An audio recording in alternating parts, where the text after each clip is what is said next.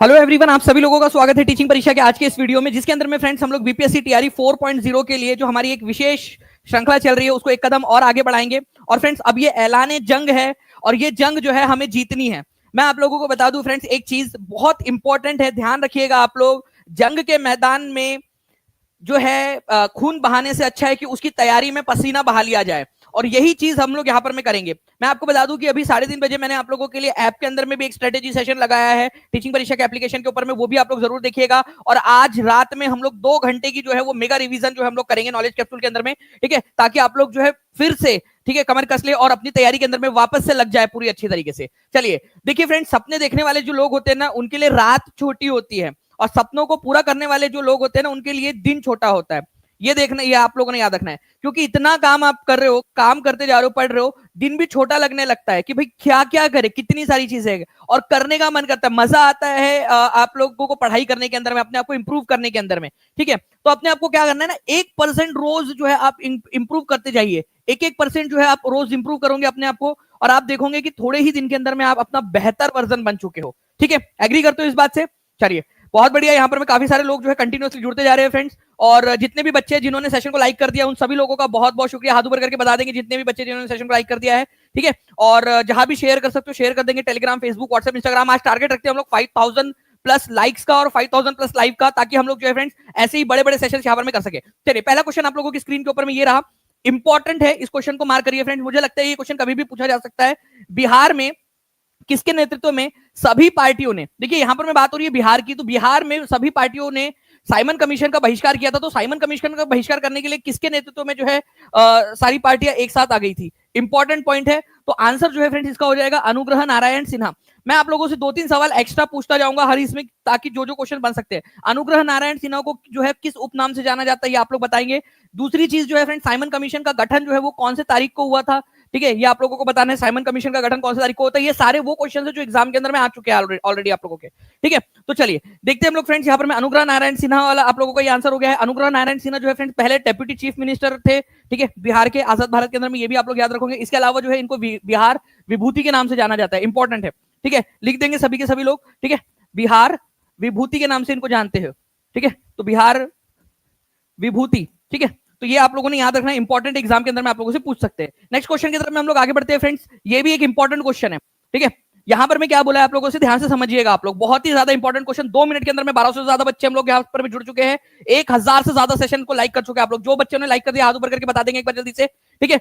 और आज 5000 प्लस का टारगेट रखते हैं, हर एक बच्चा जल्दी से जहां भी शेयर कर सकते हैं शेयर कर देगा। देखिए फ्रेंड्स, अगर मैं बात करूं आप लोगों से कि क्वेश्चन में बोला गया कि 1916 का जो सेशन था जिसमें नरम दल के अध्यक्ष थे, नरम दल, आपको पता है कि कांग्रेस के अंदर में 2 फैक्शन थे, एक था गरम दल, एक था नरम दल, ठीक है। तो यहां पर में नरम दल के किस अध्यक्ष ने तिलक तथा उनके समर्थकों को कांग्रेस में वापस लिया?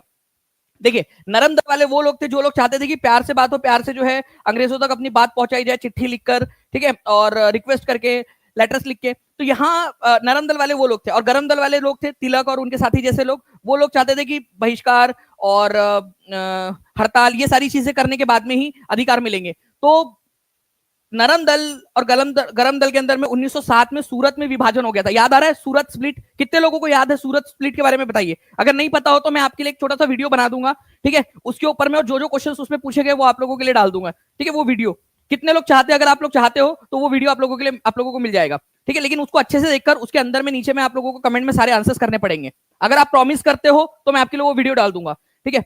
तो फ्रेंड्स क्या हुआ था कि यहाँ सूरत में जब स्प्लिट हुआ, ठीक है, तो उसके बाद वापस से कांग्रेस के अंदर में एकता आ गई। उस समय में अध्यक्ष थे 1916 में Ambika Charan Majumdar. A is the correct answer, Ambika Charan Majumdar, ठीक है। 1916 का लखनऊ अधिवेशन, ये ऐसा सेशन था जहां पर में, ठीक है, इंडियन नेशनल कांग्रेस और मुस्लिम लीग ने साथ में सेशन किया था। ये भी क्वेश्चन बनता है। ऑल इंडिया, ठीक है, मुस्लिम लीग और इंडियन नेशनल कांग्रेस का जो है संयुक्त सेशन कहां पर में हुआ था? ठीक है, 1916 में लखनऊ के अंदर में हुआ था, ये याद रखना है।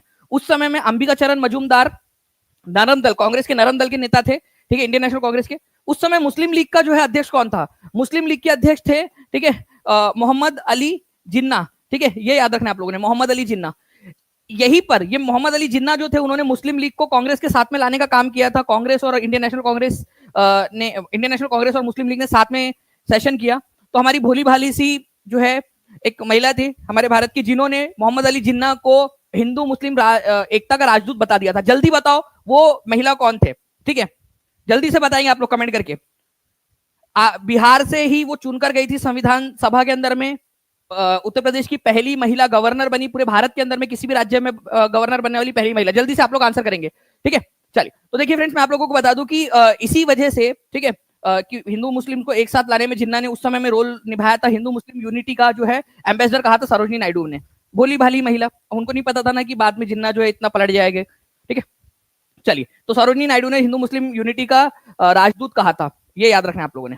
तो जो क्वेश्चन था उस पर वापस अगर हम लोग आए यहाँ पर, तो 1916 का लखनऊ अधिवेशन के अंदर में तिलक और उनके सपोर्टर जब कांग्रेस में वापस आए, उस समय कांग्रेस का अध्यक्ष कौन था 1916 में? अंबिका चरण मजूमदार, ठीक है। चलिए नेक्स्ट क्वेश्चन की तरफ में आगे बढ़ते हैं फ्रेंड्स, बहुत ही इंपॉर्टेंट वाला क्वेश्चन। और मैं बहुत प्राउडली यहाँ पर मैं बोल सक रहा हूँ कि 5 मिनट के अंदर अंदर में फ्रेंड्स हम लोग 2000 के बहुत ज्यादा पास आ चुके हैं, ठीक है। जल्दी से सेशन को लाइक एंड शेयर जरूर करते रहेंगे हम लोग, ताकि हम 5000 का आंकड़ा आज पार कर सके। तो हर एक बच्चा अपना अपना सेशन को यहाँ पर मैं लाइक करके शेयर करके योगदान देते रहेगा। भारत के संविधान की प्रस्तावना किस देश से ली गई है? हर एक बच्चे का आंसर यहाँ पर में आना चाहिए, ठीक है। चलिए आंसर करते रहेंगे जल्दी जल्दी से, और जो जो चीजें याद आ रही है वो बताते रहिए। भारत के संविधान की प्रस्तावना किस देश से ली गई है? तो भारत के देश की प्रस्तावना, हम भारत के लोग भारत को एक संपूर्ण प्रभुत्व संपन्न समाजवादी धर्मनिरपेक्ष लोकतंत्रात्मक गणराज्य बनाने के लिए, तो ये पूरी जो हमारी प्रस्तावना प्रियम्बल है, we the people of India, ये हम लोगों ने लिया है यूएसए के संविधान से। ये बेसिकली हमारे संविधान की जो पुस्तक है उसका एक तरीके से मिरर है, उसका आईना है, उसके बारे में जानकारी हम लोगों को देता है कि हमारे संविधान के अंदर में क्या है। हम भारत के लोग, ठीक है, हम भारत के जो लोग हैं उन्होंने ये संविधान बनाया। भारत को एक संपूर्ण प्रभुत्व संपन्न समाजवादी धर्मनिरपेक्ष लोकतंत्रात्मक गणराज्य बनाएंगे। तो हम क्या बनाएंगे, वो सारी की सारी चीजें संविधान में क्या है वो पूरा उसमें दिया गया है। तो यूएसए से हमने लिया है प्रियम्बल को, प्रस्तावना का, तो दिया नहीं है यहाँ पर में, तो none of the above answer होगा। कितने लोगों ने सही लगाया है आंसर? जल्दी से बता देंगे कमेंट करके, आदू भर करके बताइए जल्दी से अगर सही आंसर लगाया आप लोगों ने तो, ठीक है। तो आंसर इसको हो जाएगा friends none of the above, क्योंकि यूएसए के संविधान से लिया गया है, ये याद रखना आप लोगों ने। अब एक बहुत ही इंटरेस्टिंग सा क्वेश्चन ज्योग्राफी का, ध्यान समझिए आप लोग। देखिए यहाँ पर मैं क्या बोला है आप लोगों से, निम्नलिखित में से कौन सा युवा वलित पर्वत है? पहली बात तो वलित पर्वत क्या होता है ये समझिए आप लोग। एक हमारी जो पृथ्वी है ना, ठीक है, उसके अंदर में नीचे में बहुत सारी टेक्टोनिक प्लेट्स है, ये इस तरीके से, ठीक है। अगर यहाँ पर में हम थोड़ा सा जूम करने की कोशिश करें, ठीक है, तो मैं आपको बताता हूँ कि ये इस तरीके से टेक्टोनिक प्लेट्स है जो एक दूसरे के ऊपर में चढ़ती रहती है, कभी टकराती है, कभी अलग होती है। तो ये जो टेक्टोनिक प्लेट्स है, अगर कोई एक टेक्टोनिक प्लेट के ऊपर में दूसरी टेक्टोनिक प्लेट चढ़ने लगती है, तो ये इस तरीके से जो उभार होता है ना, उसको वलित पर्वत बोला जाता है, फोल्ड माउंटेन बोलते हैं इसको। तो क्या हुआ, जब भारत का जो हिस्सा था, दक्षिणी हिस्सा, पेनिनसुलर इंडिया, गोंडवाना से अलग होकर ऊपर की तरफ में आया और टकराया, जिससे हिमालय का निर्माण हुआ, ठीक है। तो वो भी एक तरीके का क्या है, फोल्ड माउंटेन है, ठीक है। तो टेक्टोनिक प्लेट्स एक दूसरे के ऊपर में जब चढ़ रही होती है, तो ये इस तरीके से उभार होता है, उसी पहाड़ को हम लोग फोल्ड माउंटेन कहते हैं। तो वलित पर्वत आपको समझ गया, कुछ बहुत पुराने वाले हैं, कुछ नए हैं। तो इनमें से कौन सा वाला जो है युवा वलित पर्वत नहीं है, ठीक है, युवा नहीं है, मतलब वो ओल्ड है, नया नहीं है, पुराना है, सिंपल सी बात है, ठीक है। तो देखिए फ्रेंड्स, अरावली है ना, बहुत ज्यादा ओल्ड है, वेरी ओल्ड, ठीक है। एंडीज और एप्लेशियन, ठीक है, ये भी क्या है आप लोगों के फ्रेंड्स, ये ओल्ड है, ठीक है, ये क्या है आप लोगों के ओल्ड है। एप्लेशियन क्या है आपको बताना है कि एप्लेशियन क्या है, ओल्ड है या नया है एप्लेशियन पर्वत, और कहां पर में है ये, ठीक है। तो एप्लेशियन की अगर मैं बात करूं आप लोगों से फ्रेंड्स, तो एप्लेशियन जो पर्वत श्रृंखला है आप लोगों को, ये कहां पर में मिलेंगी, नॉर्थ अमेरिका के अंदर में, नॉर्थ अमेरिका के अंदर में। तो ये क्या है, ये भी ओल्ड है। आप लोगों से बोला है कि कौन सा वाला युवा नहीं है, तो ये भी युवा नहीं है, ओल्ड है, ठीक है, और ये भी युवा नहीं है, ओल्ड है, ये वेरी ओल्ड की कैटेगरी में आता है, मतलब बहुत पुराने वाले वलित पर्वत है। तो more than one of the above, नहीं है बोला है ना, तो more than one of the above, एक से अधिक यहाँ पर में युवा नहीं है, ओल्ड है वो, ठीक है। मैं आपको बताता हूँ एनसीईआरटी में कहां पर में दिया हुआ, ध्यान से देखिए आप लोग यहाँ, ठीक है। हिमालय और एल्प्स, ये युवा है, हिमालय पर्वत श्रृंखला और एल्प्स, एल्प्स आप लोगों को कहां पर में मिलेगा फ्रेंड्स, ठीक है, यूरोप के अंदर में। तो हिमालय और एल्प्स युवा वलित पर्वत है। अरावली रेंज बहुत पुरानी पर्वत श्रृंखला है, देखिए याद रखना आप लोगों ने, one of the oldest mountain, fold mountain range है ये, सबसे पुरानी वाली जो पर्वत श्रृंखला है उनमें से आती है, ठीक है। और वही अगर मैं बात करूं उत्तरी अमेरिका के एप्लेशियन की और रूस के यूराल की, ये बहुत ज्यादा पुराने वाले वलित पर्वत है, ठीक है। तो आप लोगों से यहां पर मैं बोला था कि कौन सा वाला यंग नहीं है, तो ये भी यंग नहीं है, ये भी यंग नहीं है, ठीक है। तो दोनों जब यंग नहीं है तो more than one of the above answer हो जाएगा आप लोगों का, सिंपल सी बात है, ठीक है। चलिए, तो फोल्ड माउंटेन के बारे में हम लोगों ने यहाँ पर में पढ़ा है, ठीक है। और ये पूरा का पूरा आप लोगों को टीचिंग परीक्षा के एप्लीकेशन के ऊपर में मिल भी जाएगा, ठीक है, ये स्लाइड आप लोगों को, ताकि आप लोग बेहतर तरीके से इसको पढ़ सके। नाउ जितने भी बच्चे हैं जो टीचिंग परीक्षा के साथ में जुड़ना चाहते हैं फ्रेंड्स, मैं आपको बता दूं कि लक्ष्य 65 इस कूपन कोड का इस्तेमाल करके आप लोग टीचिंग परीक्षा के साथ में जुड़ सकते हो, ताकि आप लोगों को जो है प्रीमियम क्वालिटी का कंटेंट जो है सबसे किफायती दाम के अंदर में, मतलब आप 2 मूवी टिकट के अंदर में अपनी पूरी जिंदगी चेंज कर सकते हो, ये याद रखना आप लोगों ने, ठीक है। ये मेरा क्वेश्चन एग्जाम में गलत हुआ था सर, ठीक है। चलिए यहाँ पर मैं आप बता देंगे अब सही होगा या नहीं, आपका जल्दी से बता दीजिए। आपने बताया कि एग्जाम में आपका गलत हुआ था, एग्जाम का क्वेश्चन नहीं है, लेकिन अब आपका सही होगा क्या नहीं, समझ में आ गया है तो हाथ ऊपर करके बता दो ना। अब देखिए फ्रेंड्स, भारतीय संविधान के अनुसार निम्नलिखित में से कौन राज्यसभा का पदेन सभापति होता है, ठीक है। तो बता देंगे जल्दी जल्दी से आप लोग, सिंपल सा क्वेश्चन है। According to constitution, who among the following is the ex officio chairperson of Rajya Sabha, और उसका आर्टिकल क्या है ये भी बता देंगे आप, कौन से आर्टिकल के तहत ये बात हो रही है। बहुत बढ़िया फ्रेंड्स, यहां पर मैं बता दूं आप लोगों को, बहुत सारे एग्जाम्स के अंदर में आ चुका है ये क्वेश्चन आप लोगों का, और इवन एसएससी, सीएचएसएल, सीजीएल, बहुत सारे एग्जाम्स के अंदर में ये क्वेश्चन पूछा गया है ऑलरेडी, आप लोगों का पूछा जा चुका है ये, ठीक है। चलिए, तो सिंपल सा क्वेश्चन, वाइस प्रेसिडेंट जो भी होगा हमारे भारत का, वो जो है फ्रेंड्स क्या बन जाएगा, वो एक्स ऑफिशियो चेयरपर्सन बन जाएगा राज्यसभा का। अभी फिलहाल के अंदर में हमारे भारत के जो है एक्स ऑफिशियो चेयरपर्सन कौन है, ठीक है, राज्यसभा के, बताएंगे जल्दी से आप सभी।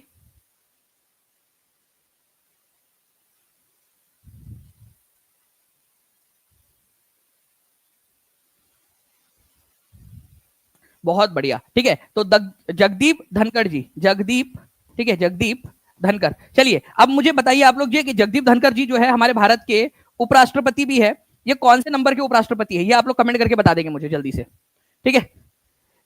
तो कौन से नंबर के उपराष्ट्रपति ये भी बताइए। मैंने आप लोगों से पूछा फ्रेंड्स कि आप लोग बताएंगे कि उपराष्ट्रपति राज्यसभा के पदेन सभापति होते हैं, ये कौन से आर्टिकल में दिया गया है, ये भी आप लोगों को बताना है कमेंट करके। बहुत बढ़िया, बहुत सारे बच्चे आंसर कर रहे हैं friends, article number 64, article number 64, ठीक है। मैंने आप लोगों को बोला भी है कि जिस दिन हम लोग 5000 प्लस हो जाएंगे लाइव और लाइक दोनों के मामले में, मैं आप लोगों को जो है टॉप 20 वाले इंपॉर्टेंट आर्टिकल्स आप लोगों को कराऊंगा। तो जल्दी से 12 मिनट में 2600 से ज्यादा बच्चे हो चुके हैं, जल्दी से शेयर कर देंगे आप लोग, ओके।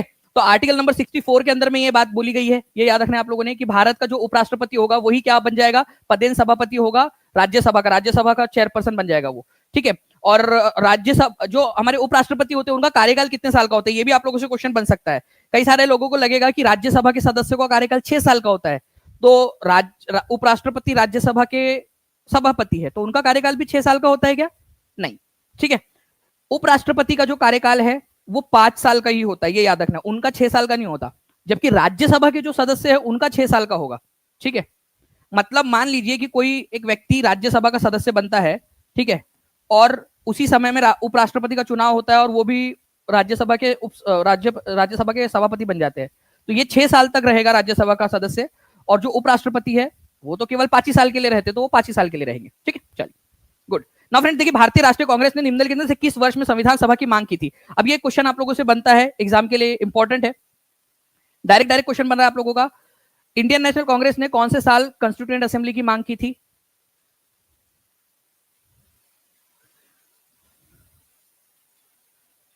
जी। तो देखिए फ्रेंड्स, अगर मैं बात करूं आप लोगों से, भारतीय राष्ट्रीय कांग्रेस ने निम्नलिखित में से किस वर्ष में संविधान सभा की मांग की थी, तो एज पर एनसीईआरटी, ठीक है, एनसीईआरटी के अंदर में जो डेटा दिया हुआ है उसके अनुसार बता रहा हूं मैं आप लोगों को, ठीक है। इसके अंदर में एम लक्ष्मीकांत और एनसीईआरटी के अंदर में कॉन्फ्लिक्टिंग डेटा है, तो हम एनसीईआरटी के साथ में जाएंगे। मैं आप लोगों को बता देता हूं, ठीक है। एनसीईआरटी के अंदर में दिया हुआ है कि सबसे पहले जो कम्युनिस्ट जो पार्टी के जो नेता थे, ठीक है, कम्युनिस्ट पार्टी के नेता थे एमएन रॉय, ठीक है, उन्होंने सबसे पहले संविधान सभा की मांग की थी 1934 के अंदर में, कम्युनिस्ट पार्टी के एम एन मत्स्येंद्रनाथ रॉय उनका नाम था, एम एन रॉय, ठीक है, उन्होंने मांग की थी 1934 के अंदर में। उसके अगले साल, ठीक है, 1935 के अंदर में इंडियन नेशनल कांग्रेस ने भी मांग की, इंडियन नेशनल कांग्रेस ने, ठीक है, इंडियन नेशनल कांग्रेस ने। और फ्रेंड्स मैं आप लोगों को बता दूं, एक चीज ध्यान रखना मेरी, ठीक है, मैं बहुत इंपॉर्टेंट वाला पॉइंट आप लोगों को बता रहा हूं, इस चीज को ध्यान रखोगे आप लोग। अगर आप लोगों को, ठीक है, option number E none of the above या ऐसा ना दिया हो, तब आप जो है 1934 लगाओगे। अगर आपको नन ऑफ दी अबव दिया हुआ है और 1935 नहीं दिया है इसमें, तो आपका आंसर जो है friends none of the above होना चाहिए, तब आप 1934 लगाना है, अगर नन ऑफ दी अबव नहीं दिया है तो। अदरवाइज आंसर आपका नन ऑफ दी अबव होगा यहां पर में। प्लीज ध्यान से समझिए मेरी बात को। एज पर एनसीईआरटी, ठीक है, आप लोगों ने ध्यान रखना है 1935 के अंदर में कांग्रेस ने मांग की थी, ठीक है, 1934 में मत्स्येंद्र नाथ रॉय, M.N. रॉय जो थे, उन्होंने संविधान सभा की मांग की थी, M.N. रॉय ने 1934 के अंदर में। ठीक है, और कांग्रेस ने कब मांग की थी? कांग्रेस ने मांग की थी 1935 के अंदर में, अकॉर्डिंग टू एनसीईआरटी। ठीक है, चलिए, तो ये 2 पॉइंट याद हो गए आप लोगों को। यहां पर मैं क्या पूछा है? इंडियन नेशनल कांग्रेस पूछा है, 1935 नहीं दिया है तो नन ऑफ द अबव। मेरी बात समझ में आ गई क्या? हाँ या ना? जल्दी से बताओ आप लोग, कितने लोगों को समझ में आ गया? 3000 से ज्यादा बच्चे जुड़ चुके हैं। जल्दी जल्दी से सेशन को लाइक भी करते रहेंगे फ्रेंड्स। लाइक और लाइव दोनों हम लोगों को 5000 के पार पहुंचाना है आज। ठीक है, नाउ नेक्स्ट क्वेश्चन की तरफ में आगे बढ़ते हैं। निम्नलिखित में से कौन सा संशोधन त्रिस्तरीय पंचायत प्रणाली का प्रावधान करता है? त्रिस्तरीय, 3 स्तर की पंचायत होंगी। जल्दी से बताइए आप लोग।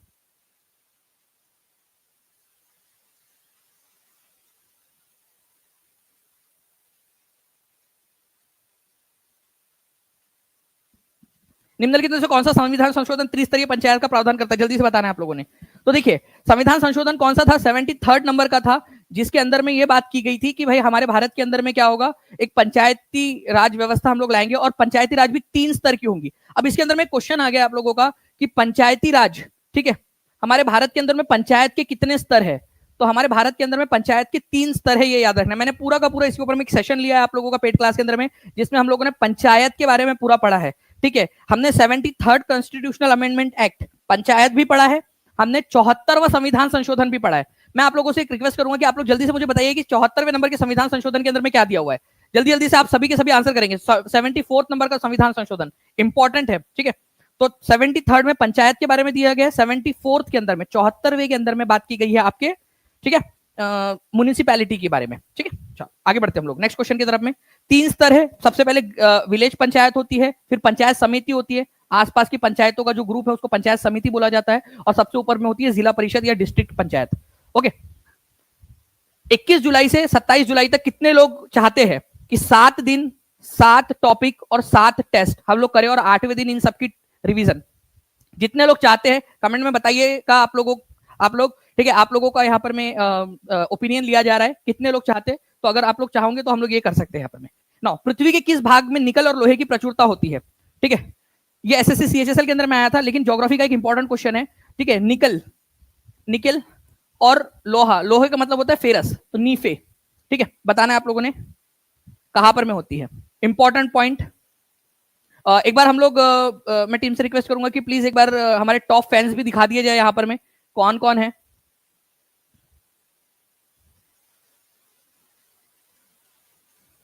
हमारे फैन मूवमेंट में अगर यहाँ पर मैं देखूं तो टॉप फैंस यहाँ पर में बीपीएससी एस्पिरेंट्स है, जो टॉप है, टॉप पर है। ठीक है, सोनी कुमारी है, प्रेम प्रकाश है, ठीक है, मेनका सिंह है, धर्मेंद्र यादव जी है, रंजय बवाला, ठीक है, ये है, पूनम कुमारी है। बहुत सारे लोग यहाँ पर में हमारे साथ में हैं जो कंटिन्यूअसली कर रहे हैं। तो आप लोग जो है फ्रेंड्स कमेंट्स के अंदर में आंसर्स करते रहेंगे। ठीक है, देखिए अगर मैं बात करूं फ्रेंड्स हमारी पृथ्वी की संरचना की, तो हमारी पृथ्वी जो है, ठीक है, ये पृथ्वी को आप हम इमेजिन करो आप लोग। ठीक है, आप लोग पृथ्वी पे रहो, सभी लोग है ना पृथ्वी पे, कोई है तो नहीं यहाँ पर मैं मंगल ग्रह से बैठकर लेक्चर देख रहा है। ठीक है, चंद्रमा पे भी देख सकते हो, चंद्रमा के ऊपर में नोकिया और नासा ने मिलकर जो है वो इंटरनेट लॉन्च किया है। करंट अफेयर की न्यूज है, करंट का। तो कौन से संस्था है जिन्होंने चंद्रमा पे, चांद पे इंटरनेट लॉन्च किया है? ठीक है, वो है नोकिया और नासा ने मिलकर। तो हम लोग जो है पृथ्वी पर है, तो पृथ्वी पे जो हम लोग जिस पर है अभी फिलहाल में, वो हिस्से को बोला जाता है क्रस्ट, या फिर उसको बोलते हैं परपटी। ठीक है, परपटी। दूसरे नंबर का जो है फ्रेंड्स वो है मेंटल, और सबसे अंदर में जो है उसको बोला जाता है कोर, हिंदी में उसको बोलते हैं क्रोड। ठीक है, क्रोड, इंग्लिश में कोर और हिंदी में क्रोड। अब ये जो कोर है ना, इसको और 2 हिस्सों में बांट सकते हैं, सब कैटेगरी में उसको बांटा जा सकता है। ठीक है, एक जो आपका हिस्सा है उसको बोलते हैं आउटर कोर, बाहरी क्रोड, और इनर कोर। ठीक है, अंदरूनी क्रोड। ये जो इनर कोर है और आउटर कोर है, इसमें डिफरेंस ये है कि आउटर कोर आपका सेमी लिक्विड फॉर्म में होता है, और ये जो है ये सॉलिड फॉर्म के अंदर में होता है, जो इनर कोर है। इसी वजह से बस ये डिफरेंस है, बाकी मटेरियल दोनों में सेम है, निकेल और फेरस। ठीक है, क्या है उनमें? निकेल और फेरस, ये याद रखना है आप लोगों ने, निकेल और फेरस। ओके, तो अंदर में निकेल और फेरस आप लोगों को बहुत मात्रा में मिलेगा। इसी वजह से हमारे जो है इंटरनल जो पार्ट है, ठीक है, इसमें निकेल और फेरस की प्रचुरता होती है। यहां पर मैं क्वेश्चंस के अंदर में आप लोग देख लेंगे, सियाल, सीमा, नीफे। ठीक है, जो ऑप्शन में दिया हुआ है ये नीफे जो है ना, बेसिकली यहां पर में होना चाहिए था आप लोगों का कोर, ऑप्शन में होना चाहिए था कोर। ठीक है, कोर, तो ये याद रखेंगे आप लोग, आंसर हो जाएगा आप लोगों का कोर। कोर के अंदर में जो है नीफे होता है आपका, नीफे, निकेल और फेरस। ठीक है।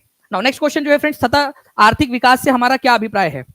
सस्टेनेबल इकोनॉमिक डेवलपमेंट से सतत आर्थिक विकास। देखो, सस्टेनेबल डेवलपमेंट आप लोगों ने सुना होगा, सस्टेनेबल इकोनॉमिक डेवलपमेंट क्या होता है ये आप लोग बताएंगे जल्दी से।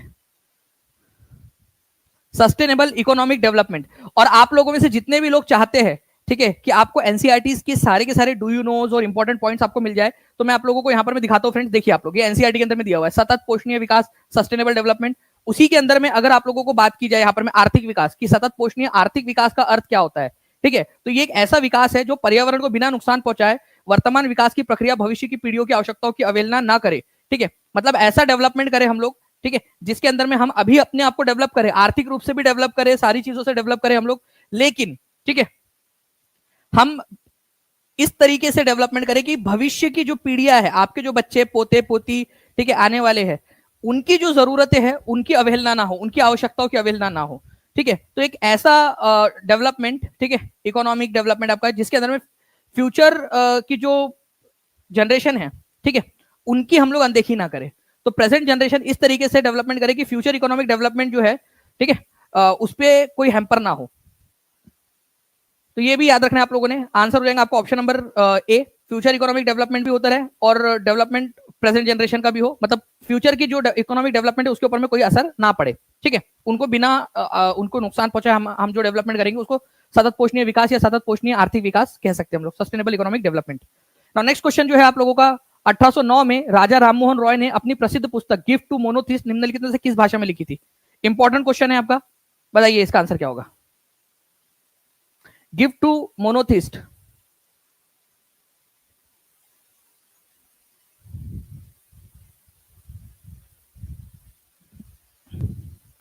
देखिए फ्रेंड्स, गिफ्ट टू मोनोथिस्ट इसको एक्चुअल में लिखा गया था फारसी भाषा में। ठीक है, इसका ओरिजिनल नाम भी था तोहफत उल मुवाहिदीन, तोहफत उल मुवाहिदीन, तोहफत तोहफा, ठीक है, गिफ्ट, और मुवाहिदीन मतलब ऐसे लोग जो एक ईश्वर में मानते हैं, एकेश्वरवाद में मानते हैं। ठीक है, तो फारसी भाषा में लिखा था, बाद में उसको अलग अलग भाषाओं में ट्रांसलेट किया गया। तो gift to monotheist Raja Rammohan Roy की पुस्तक है, इसको तोहफत उल मुवाहिदीन के नाम से, एकेश्वरवादियों को उपहार। ठीक है, ये बेसिकली हिंदी में हम लोग उसका ट्रांसलेशन ऐसे मान सकते हैं। तो राजा राममोहन रॉय ने जो है 1809 के अंदर में गिफ्ट टू मोनोथिस्ट लिखी थी। ठीक है, एक्चुअल में इसको लिखा था उन्होंने तोहफत उल मुवाहिदीन के नाम से, तोहफत उल मुवाहिदीन, तोहफा एकेश्वरवादियों के लिए, एकेश्वरवादियों के लिए एक उपहार, फारसी भाषा में। ठीक है, इसके अलावा जो है फ्रेंड्स, फारसी भाषा के अंदर में भारत में एक अखबार स्टार्ट हुआ था जो राजा राममोहन रॉय ने स्टार्ट किया था। और भारत के अंदर में पहला फारसी भाषा का अखबार कौन सा था वो भी बता देंगे आप लोग। नाउ देखिए, बी स्टेट के अंदर में क्वेश्चन आया आप लोगों का, इसको बताइए आप लोग, फारसी भाषा का भारत के अंदर में पहला अखबार कौन सा था? और मैं यहाँ पर मैं देख पा रहा हूँ फ्रेंड्स कि 3500 के हम लोग बहुत पास में पहुंच गए। आज हम लोग 5000 लाइव और 5000 लाइक्स हम लोग कर लेंगे, ऐसा मुझे लगता है। तो जितने बच्चे जिन्होंने सेशन को लाइक कर दिया, एक बार हाथ ऊपर करके बता दीजिए। ठीक है, ये वो बच्चे हैं जो अपना योगदान दे रहे हैं यहाँ पर में और कंटिन्यूअसली आगे बढ़ा रहे हैं सेशन को। जल्दी से जहां भी शेयर कर सकते हो शेयर कर देंगे। अब ये ऐलान जंग है, इसको जीतना है हमने। ठीक है, तो देखिए फ्रेंड्स, भारत के कुल सतही क्षेत्र का 30% हिस्सा क्या है? तो ये आप लोगों के लिए इसको याद रखना बहुत ज्यादा जरूरी है। हमारे जो है भारत के अंदर में अगर हम बात करेंगे कि कौन कौन से हिस्सों में हम बांट सकते हैं, मेन 3 हिस्सों में, तो मैदानी प्रदेशों में बांट सकते हैं हम, एक पर्वतीय क्षेत्रों में बांट सकते हैं, एक पठारी क्षेत्रों में बांट सकते हैं। पठार मतलब ऊंची उठी हुई फ्लैट भूमि। ठीक है, पठार ऊंचा उठा हुआ जो लैंड मास होता है उसको पठार या प्लेट्यू बोलते हैं। तो हमारे भारत में 43% जो हिस्सा है सबसे ज्यादा मैदानी इलाका है। ठीक है, 43% मैदानी इलाका, प्लेन्स। उसके बाद में जो है फ्रेंड्स आप लोगों का 30% हिस्सा जो है वो पर्वतीय क्षेत्र है। ठीक है, और पठारी क्षेत्र जो है 27% है। ये तीनों के तीनों आप लोग लिखिए, ये बार बार एग्जाम्स के अंदर में आने वाले पॉइंट्स है आपके। ठीक है, इसीलिए आप लोगों को बोल रहा हूं कि इसको याद रखिए आप लोग। तो भारत के कुल सतही क्षेत्र का 30% हिस्सा कौन सा है ये आपको बताना है, जल्दी बताएंगे आप लोग। तो 30% हिस्सा जो है फ्रेंड्स वो है आपका माउंटेन वाला इलाका। ठीक है, माउंटेन पर्वतीय क्षेत्र। मैदानी क्षेत्र जो है ये 43% है और पठारी क्षेत्र जो है 27% है। ठीक है, और ये 30% है। ये 3 हिस्सों में बांटा गया है मेनली। ठीक है, हमारे भारत को ये मेन 3 हिस्सों में हम लोगों ने बांटा हुआ है। ठीक है, डेजर्ट वगैरह सब वो मैदानी प्रदेश के अंदर में उसको गिन लेते हैं। ओके, चलिए, तो आंसर जो है आप लोगों को हो जाएगा ऑप्शन नंबर बी। याद रहेगा क्या ये चीज? अगर इस क्वेश्चन को घुमा फिरा के पूछे कुछ, हम जो है मैच द फॉलोइंग टाइप के अंदर में पूछे, तो आप लोग कर पाओगे क्या? अगर हाँ तो हाथ ऊपर करके बताओ जल्दी से। ठीक है, चलिए नेक्स्ट क्वेश्चन की तरफ में हम लोग आगे बढ़ते हैं फ्रेंड्स। बिहार में कांग्रेस का पहला अधिवेशन कहां पर में आयोजित हुआ था? 10 सेकंड के अंदर में आंसर आ जाना चाहिए आप लोगों का। अभी 3:30 बजे जो है फ्रेंड्स मैं आप लोगों को बता दूं कि मैं एक स्पेशल सेशन लेने वाला हूं टीचिंग परीक्षा के एप्लीकेशन के ऊपर में। तो जो भी पेड स्टूडेंट है वो जरूर आ जाएंगे, उसमें हम लोग स्ट्रेटेजिक जो है डिस्कशंस करेंगे, ठीक है। और साथ ही साथ आज रात में मैं आप लोगों के लिए 2 घंटे का, ठीक है, एक बड़ा सेशन लेने वाला हूँ रिवीजन, ताकि किक स्टार्ट वापस से आप लोग कर सके। जितने भी बच्चे अगर रह भी गए होंगे, ठीक है, तो वो किक स्टार्ट कर सके। मैं पूरा का पूरा जितना भी अब तक पढ़ाया हुआ है उन सभी चीजों का रिवीजन लूंगा आप लोगों के साथ में, ठीक है। और जो लोग नहीं जुड़े अभी भी, वो लोग आज जल्दी से जल्दी जुड़ सकते हैं, 3:30 के पहले ही जुड़ जाइएगा आप लोग। तो बिहार में कांग्रेस का पहला अधिवेशन जो है फ्रेंड्स पटना के अंदर में हुआ था, बांकीपुर के अंदर में। उसके अध्यक्ष कौन थे ये आप लोगों को बताना है। तो बिहार के अंदर में जो पहला अधिवेशन हुआ था बांकीपुर के अंदर में, RN, ठीक है, मुधोलकर जो है उसके अध्यक्ष थे, ये याद रखेंगे आप लोग, रघुनाथ नरसिंह मुधोलकर, ठीक है, रघुनाथ नरसिंह मुधोलकर। इसके अलावा जो है फ्रेंड्स 1922 के अंदर में इंडियन नेशनल कांग्रेस का एक सेशन हुआ था, चित्तरंजन दास उसके अध्यक्ष थे। और 1940 में जो है रामपुर के अंदर में सेशन हुआ था, जो अब झारखंड में पड़ता है, ठीक है, उसके अध्यक्ष थे मौलाना अबुल कलाम आजाद, ठीक है। तो 1912 में पहला सेशन हुआ था बांकीपुर पटना के अंदर में। कौन अध्यक्ष थे जल्दी से आप लोग बताएंगे यहाँ पर में, जल्दी से लिखिए। 2500 लाइक से केवल और केवल 22 लाइक्स हम लोग दूर है, ठीक है। अब केवल 15 लाइक्स दूर है हम लोग, तो जल्दी से सेशन को लाइक भी करते रहेंगे आप लोग। RN मुधोलकर, ठीक है, रघुनाथ नरसिंह मुधोलकर जो है फ्रेंड्स ये अध्यक्ष थे 1912 में, ठीक है, कांग्रेस का पहला सेशन जो बिहार में हुआ था। नेक्स्ट क्वेश्चन जो है उसका आंसर दिख रहा है आप लोगों को, तो मैं थोड़ा सा इसको जो है हटा देता हूं, तब तक आप लोग आंसर करेंगे। जल्दी से बताइए, मिट्टी को रेगुर मिट्टी के नाम से जाना जाता है, कौन सी मिट्टी है जिसको रेगुर मिट्टी के नाम से भी जाना जाता है। तो जिस मिट्टी को रेगुर मिट्टी के नाम से जाना जाता है वो फ्रेंड्स वो है काली मिट्टी। काली मिट्टी जो है कौन से इलाके में पाई जाती है भारत की, जल्दी से आप लोग बताएंगे मुझे। भारत का जो दक्कन का पठार का जो इलाका है वहां पर में आपको मिलेंगी। सबसे ज्यादा जो है काली मिट्टी आपको गुजरात के अंदर में मिलती है, ये भी याद रख लेना आप लोगों ने। काली मिट्टी के अंदर में कौन सी चीज उगाई जाती है, तो कॉटन के लिए बहुत अच्छी होती है, ये याद रखना आप लोगों ने। काली मिट्टी के अंदर में जो है वाटर रिटेंशन क्वालिटी बहुत अच्छी होती है, वाटर रिटेंशन मतलब कि पानी को पकड़ के रखने की कैपेसिटी बहुत अच्छी होती है रेगुर मिट्टी के अंदर में, काली मिट्टी के अंदर में। इसको कपास की काली मिट्टी भी कहा जाता है, ठीक है। चलिए नाउ नेक्स्ट क्वेश्चन की तरफ मैं आगे बढ़ते हैं। भारतीय राष्ट्रीय कांग्रेस के निम्नलिखित में से किस अधिवेशन में भारत कांग्रेस के पहली बार स्वराज शब्द का इस्तेमाल किया। बहुत ही important question, very very very important question, ठीक है। देखिए फ्रेंड्स, दो चीजें होती है आप लोगों की, एक है स्वराज और एक है पूर्ण स्वराज, ठीक है, दोनों ही हम लोगों को देखना है। तो स्वराज और पूर्ण स्वराज का जो है नारा कौन कौन से साल में दिया गया था। क्या आज हम लोग 5000 लाइक और 5000 लाइव का जो है आंकड़ा पार कर सकते हैं? अगर हाँ तो जल्दी से सभी लोग एक साथ जो है दम लगा के हईशा बोल के शेयर कर देंगे, जहां भी शेयर कर सकते हो, टेलीग्राम, फेसबुक, व्हाट्सएप, इंस्टाग्राम, हर जगह के ऊपर में, ठीक है। और सेशन को लाइक भी करते रहेंगे, लाइक भी हम लोगों ने करना है। चलिए बहुत बढ़िया फ्रेंड्स, देखिए यहां पर मैं अगर मैं बात करूं स्वराज की, तो दो चीजें आप लोगों ने याद रखनी है। एक है स्वराज का नारा सबसे पहली बार कब दिया गया था, और एक है आपका पूर्ण स्वराज का नारा कब दिया गया था। पूर्ण स्वराज, ठीक है, पूर्ण स्वराज का नारा कब दिया गया था, दोनों चीजें। तो स्वराज शब्द का नारा जो है पहली बार 1906 में दिया गया था, ठीक है। कहां पर में हो रहा था ये सेशन, कलकत्ता में हो रहा था, कलकत्ता के अंदर में। और उस समय अध्यक्ष थे दादा भाई नौरोजी, ठीक है, दादा भाई नौरोजी। वही अगर मैं बात करूं पूर्ण स्वराज, यहां पर में जो इंपॉर्टेंट टर्म है वो है पूर्ण, ठीक है, कंप्लीट इंडिपेंडेंस, पूर्ण स्वराज का नारा ये दिया गया था फ्रेंड्स लाहौर के अंदर में, ठीक है, लाहौर में 1929 में। और इसके अध्यक्ष थे उस समय में, ठीक है, जवाहरलाल नेहरू। प्लीज इन दोनों पॉइंट्स को याद रखिए आप लोग। स्वराज का नारा सबसे पहले दिया गया था 1906 में कलकत्ता अधिवेशन के अंदर में, और पूर्ण स्वराज का नारा दिया गया था लाहौर अधिवेशन के अंदर में। ये दोनों ही पॉइंट्स बहुत ज्यादा इंपॉर्टेंट है, एग्जाम के अंदर में पूछे जा सकते हैं आप लोगों से, ठीक है। जल्दी से लिख देंगे आप लोग दोनों के दोनों पॉइंट, ताकि आप लोगों को हमेशा हमेशा के लिए याद हो जाए, ठीक है। तो दादा भाई नौरोजी की अध्यक्षता के अंदर में ये नारा दिया गया था 1906 में कलकत्ता अधिवेशन के अंदर में। तो B is the correct answer, ठीक है।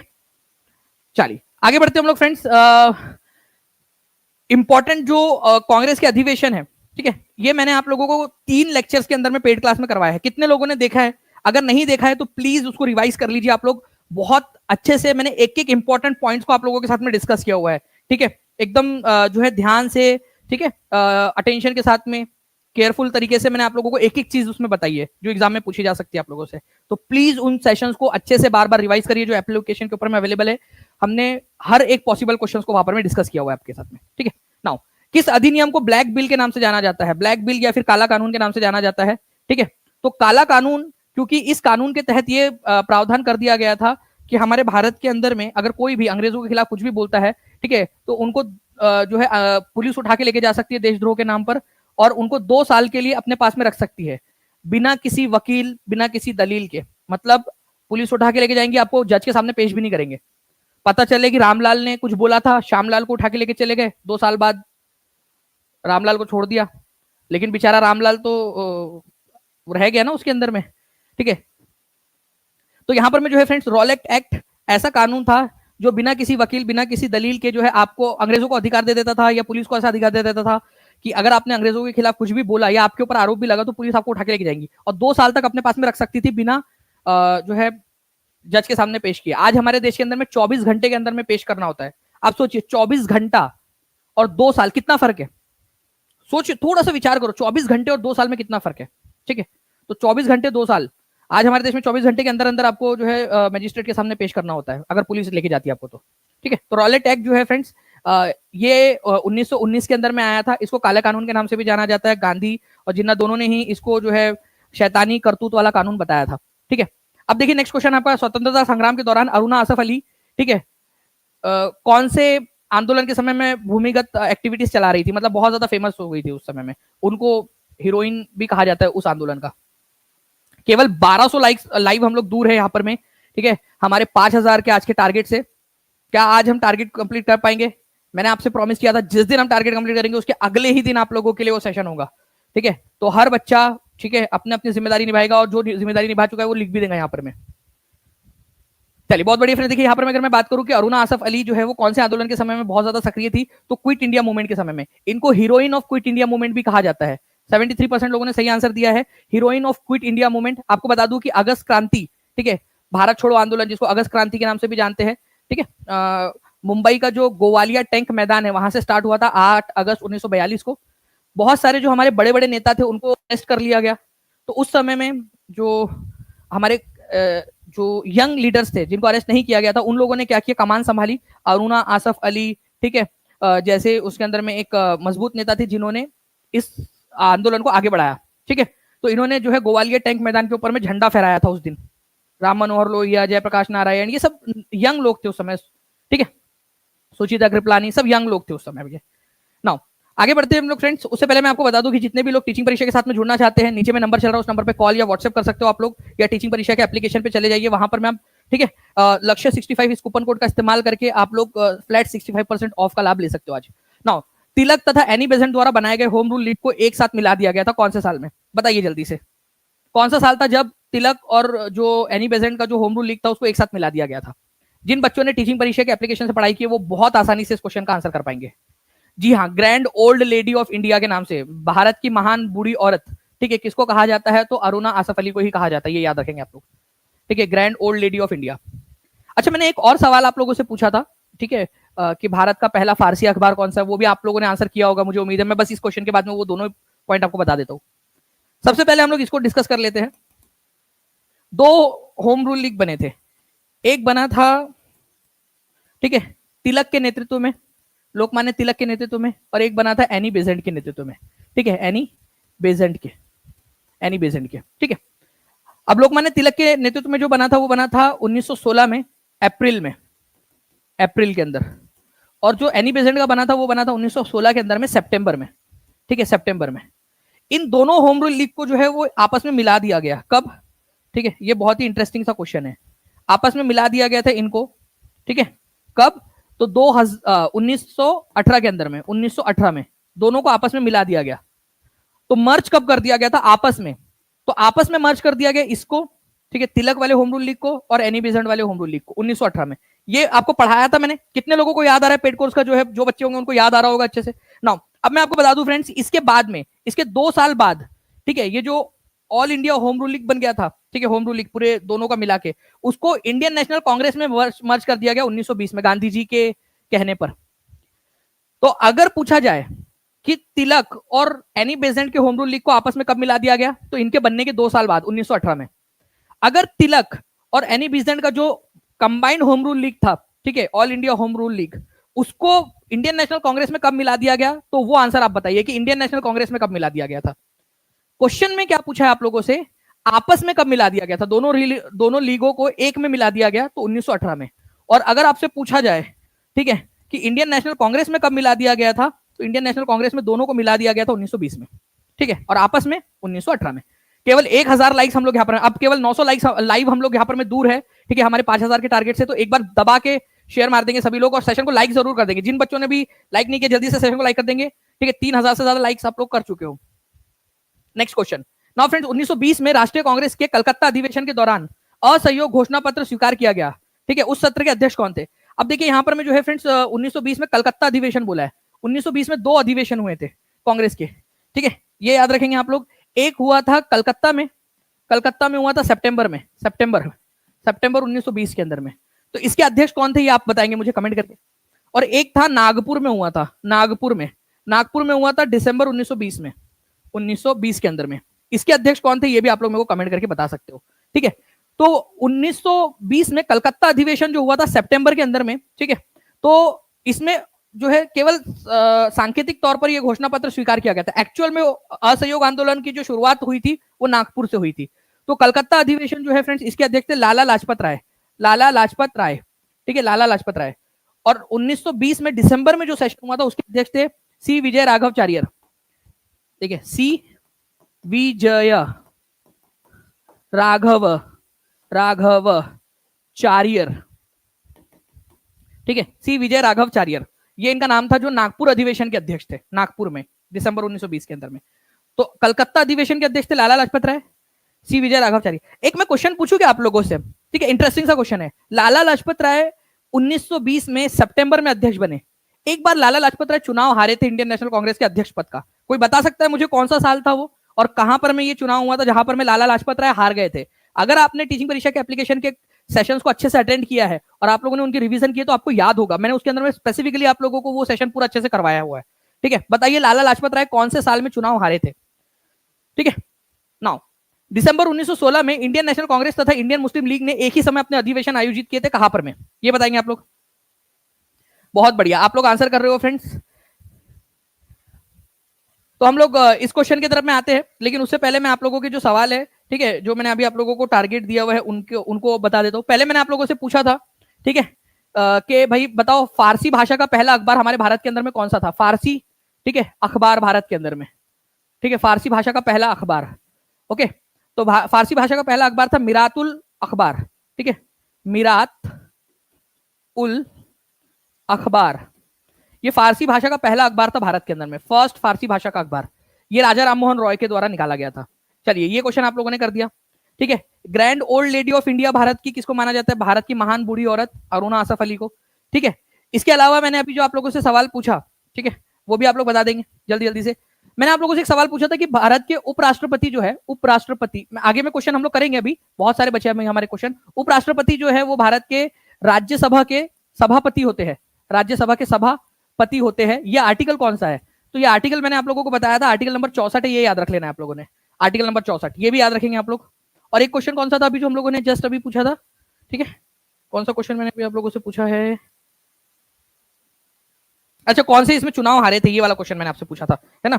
तो क्वेश्चन जो मैंने पूछा था आपकी, लाला लाजपत राय कौन से चुनाव हारे थे? ठीक है, लाला लाजपत राय, तो ये चुनाव हारे थे 1907 में, सूरत अधिवेशन में।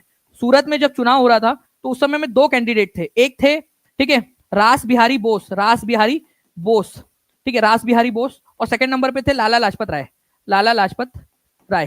ठीक है, तो इसके अंदर में लाला लाजपत राय जो है फ्रेंड्स चुनाव हार गए थे, और जीता कौन था? जीते थे रास बिहारी बोस। ठीक है, तो 1907 में सूरत के अधिवेशन में चुनाव हारे थे लाला लाजपत राय।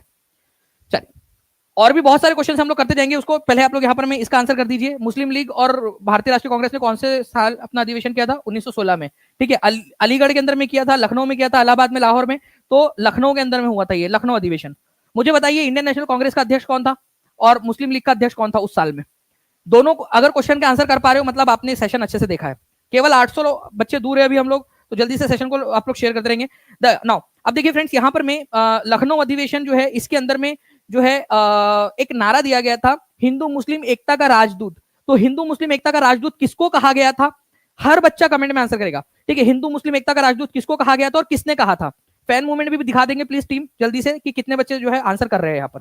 नाउ अब देखिए एक बड़ा सा क्वेश्चन, क्या बड़े क्वेश्चन के लिए भी तैयार हो आप लोग? खिलाफत असहयोग आंदोलन, इसके बारे में मैं पूरी जानकारी आप लोगों को जो है फ्रेंड्स अच्छे से देता हूं। आप लोग पहले इस क्वेश्चन को देखिए, पढ़ने की कोशिश करिए आप लोग। बड़ा क्वेश्चन है लेकिन बहुत सारी जानकारी आपको मिलेंगी। असहयोग आंदोलन आपको पता है फ्रेंड्स 1920 में स्टार्ट हुआ था। खिलाफत आंदोलन 1919 के आसपास में स्टार्ट हुआ। खिलाफत आंदोलन बेसिकली तुर्की के जो सुल्तान थे उनको हटाया जा रहा था उनकी गद्दी से, उनको खलीफा भी मानते थे मुस्लिम। ठीक है, तो उनका अपमान हो रहा था, इस वजह से पूरी दुनिया भर में अलग अलग आंदोलन हो रहे थे, ठीक है, उसको खिलाफत आंदोलन बोलते थे। तो भारत में भी खिलाफत आंदोलन चल रहा था। असहयोग आंदोलन भी उसी समय में स्टार्ट हुआ और खिलाफत आंदोलन और असहयोग आंदोलन एक साथ चल रहे थे। कांग्रेस ने भी खिलाफत आंदोलन को सपोर्ट दिया कि ब्रिटिशर्स तुर्की के जो सुल्तान है उनका अपमान कर रहे हैं, मुस्लिम लोगों की भावनाओं के साथ में जो है खेल रहे हैं। तो खिलाफत आंदोलन और असहयोग आंदोलन एक साथ साथ चल रहे थे, ठीक है। तो खिलाफत जो खलीफा का अपमान हो रहा था, खलीफा का, तुर्की के सुल्तान का, तो उसके लिए ये आंदोलन था ब्रिटिशर्स के खिलाफ। तो इस समय के दौरान ही मुस्लिम लीग जो है उन्होंने इंडियन नेशनल कांग्रेस को पूरा सपोर्ट दिया था।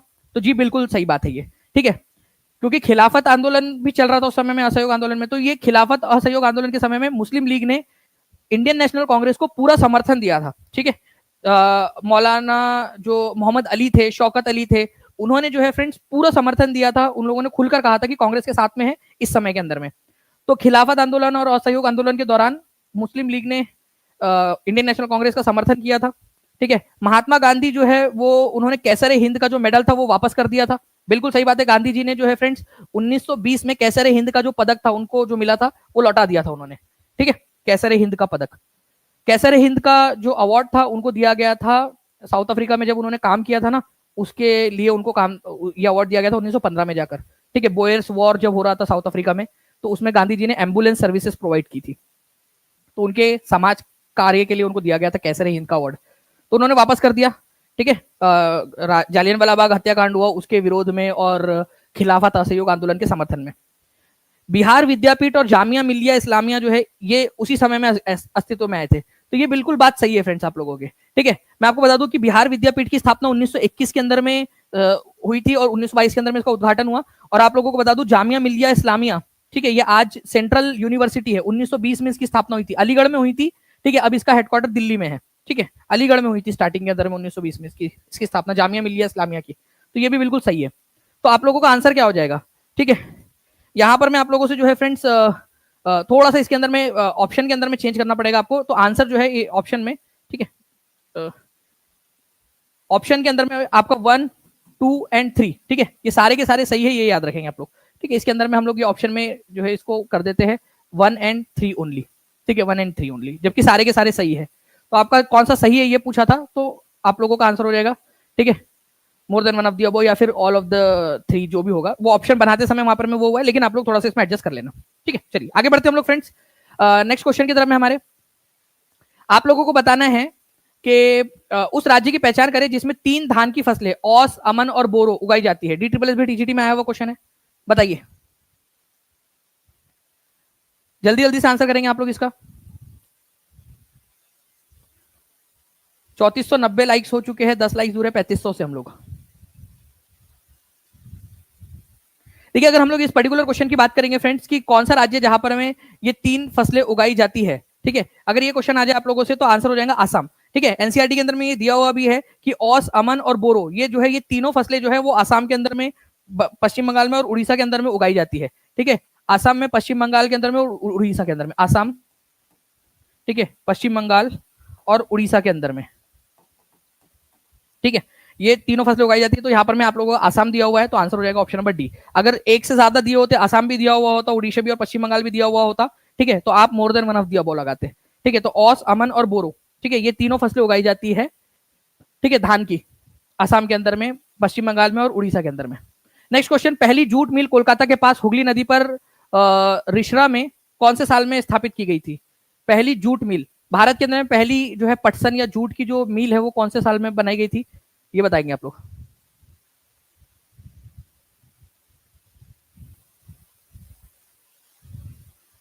ठीक है, तो देखिए फ्रेंड्स पहली पटसन उद्योग या पटसन की जो मिल है या जूट की जो मिल है ये 1855 में, ठीक है, 1855 में लगाई गई थी, ये याद रखेंगे आप लोग, बहुत ही इंपॉर्टेंट है। जूट की पहली मिल, ठीक है, कहां पर में लगी थी, कोलकाता के अंदर में, हुगली नदी के पास में, 1855 में, ठीक है, ये याद रखना है आप लोगों ने। तो आंसर आप लोगों को ऑप्शन नंबर बी हो जाएगा। देखिए एनसीईआरटी के अंदर में ये दिया हुआ है, एनसीईआरटी में क्या दिया हुआ है, ये पूरे के पूरे एनसीईआरटी डू यू नो आप लोगों को टीचिंग परीक्षा के एप्लीकेशन पे प्रोवाइड किए गए हैं। आपको 10,000 से ज्यादा जो प्रीवियस ईयर क्वेश्चन है वो भी प्रोवाइड किए गए। जो लोग नहीं जुड़े वो जल्दी से जुड़ जाएंगे उसके अंदर में, ताकि आप लोग अपनी प्रैक्टिस कर सके, ठीक है। तो पहला पटसन उद्योग कोलकाता के निकट जो है रिश्रा में 1855 में लगाया गया था। 1947 में देश के विभाजन के पश्चात पटसन मिले जो भारत में रह गई थी, ठीक है, लेकिन जूट का जो उत्पादक क्षेत्र है वो कहाँ चला गया था? पूर्वी पाकिस्तान में चला गया था, 3/4 जूट उत्पादक। तो देखो जो मील थी, ठीक है, जो पटसन से जो है उसको प्रोसेस करके बोरे, ठीक है, चटाई, पटसन से जो उत्पाद बनते वो बनाती थी, वो मिलें तो हमारे भारत में रह गई, लेकिन जो जहां पर में पटसन उगता था उसका 3/4 जो हिस्सा है, 3/4 जो हिस्सा है वो कहाँ चला गया? पूर्वी पाकिस्तान में, जो बाद में जाकर 1971 में बांग्लादेश बना, ठीक है, वहां चला गया था। ओके, तो ये क्वेश्चन मुझे लगता है कि एग्जाम में पूछा जा सकता है। कितने लोग चाहते हैं कि कल मैं इसके ऊपर में एक बढ़िया सा क्वेश्चन आपको ट्रिकी क्वेश्चन बना के लेकर आऊं, ठीक है, या फिर आज रात में जो हमारी 2 घंटे की क्लास है ऐप के ऊपर में, उसमें भी हम लोग इसको ले सकते हैं। तो आप लोग कमेंट करके बताइएगा, ठीक है, जैसा भी आप लोग कहोगे उस हिसाब से हम लोग यहाँ पर में कर लेंगे इसको।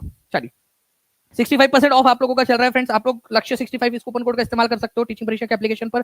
नीचे में नंबर चल रहा है, उस नंबर पे कॉल या व्हाट्सएप भी आप लोग कर सकते हो, ठीक है। 3:30 बजे मैं आप लोगों के साथ में एक स्ट्रेटेजी सेशन लेने वाला हूँ ऐप के ऊपर में। निम्नलिखित में से किसने सुझाव दिया था कि भारत की स्वतंत्रता के बाद भारतीय राष्ट्रीय कांग्रेस को एक राजनीतिक दल के रूप में खत्म कर देना चाहिए, केवल समाज सेवा के जो है लिए काम करना चाहिए कांग्रेस ने, ठीक है। तो इंडियन नेशनल कांग्रेस, जिसने आजादी के अंदर में बहुत बड़ा योगदान निभाया भारत की आजादी के अंदर में, ओके, तो उसको राजनीतिक पार्टी के रूप में खत्म कर दिया जाए, वो केवल समाज सेवा के रूप में रहे, ऐसा सुझाव महात्मा गांधी ने दिया था, ठीक है। तो ये क्वेश्चन बन सकता है एग्जाम के अंदर में, तो महात्मा गांधी ने कहा था, ये याद रखेंगे आप लोग।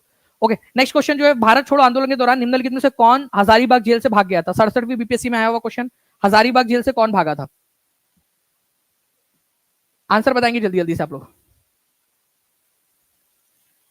बहुत सारे बच्चे आंसर कर रहे हैं फ्रेंड्स, स्पीड के अंदर में, स्पीड में, ठीक है। एक बार हम लोग टॉप फैन मूवमेंट भी यहाँ पर में दिखा देते हैं, प्लीज टीम एक बार दिखा दीजिए। मैं भी देखना चाहूंगा कि कौन अभी टॉप पे चल रहा है। अभी भी बीपीएससी एस्पिरेंट जो है वो टॉप पे चल रहे हैं। सोनी कुमारी जो है सेकंड नंबर पे, अवनीश कुमार थर्ड नंबर पे आ गए हैं, ठीक है। साइला खातून फोर्थ नंबर पे है, शोभा कुमारी 5वें नंबर पे है, अमृता कुमारी 6वें नंबर पे है, ठीक है। तो आप लोग जो है फ्रेंड्स कमेंट के अंदर में आंसर्स करते रहेंगे सभी के सभी। चलिए, नो यहाँ पर में जो है फ्रेंड्स हजारीबाग जेल से जो है कौन भागे थे? जयप्रकाश नारायण भाग गए थे, ठीक है। और कहाँ गए थे वो भागकर? ठीक है, वो गए थे नेपाल का जो तराई वाला इलाका है वहां पर में उन्होंने आजाद दस्ता बनाया था, आजाद दस्ता, ठीक है। क्विट इंडिया मूवमेंट के समय में आजाद दस्ता, ठीक है, जयप्रकाश नारायण ने। जयप्रकाश नारायण को ही जो है फ्रेंड्स हम लोग hero of quit India movement भी कहते हैं, ठीक है, ये याद रखना है। इनको भारत रत्न कब दिया गया था? जयप्रकाश नारायण को भारत रत्न दिया गया था 1999 के अंदर में, ठीक है। 1999 में भारत रत्न भी दिया गया था। दांडी यात्रा में गांधी जी के साथ कितने लोग गए थे?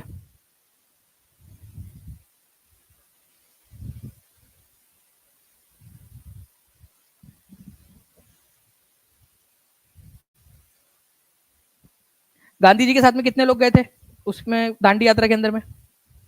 तो गांधी जी, ठीक है, ये गांधी जी है, ठीक है। अरे गांधी जी कहाँ चले गए? ठीक है, कोई बात नहीं, ठीक है। गांधी जी प्लस 78, तो गांधी जी के साथ में 78 लोग थे, 78 लोग, ये याद रखना है आप लोगों ने फ्रेंड्स, ठीक है। तो दांडी यात्रा में गांधी जी के साथ में 78 लोग थे। कितना किलोमीटर का रास्ता था ये, या कितने मील का रास्ता था? तो मील की बात करेंगे तो 240, ठीक है, से 241 माइल्स का रास्ता था ये, ठीक है। तो 240 भी दिया जाता है कई बार एग्जाम में, 241 भी दिया जाता है। अगर मैं इसको किलोमीटर में मापूं तो 387 किलोमीटर के आसपास में आता है ये, 387 किलोमीटर, ठीक है। तो ये भी दोनों की दोनों चीजें आप लोग याद रख लोगे फ्रेंड्स। तो 240 से 241 मील का रास्ता गांधी जी ने तय किया था, साबरमती से लेकर दांडी तक, गुजरात के अंदर में, ठीक है। तो इंपॉर्टेंट पॉइंट है, एग्जाम में पूछ सकते हैं। गांधी जी ने दांडी यात्रा कौन सी डेट को स्टार्ट की थी? जल्दी से आप लोग कमेंट करके बताएंगे, डेट कौन सी थी जो जिसमें गांधी जी ने स्टार्ट किया था?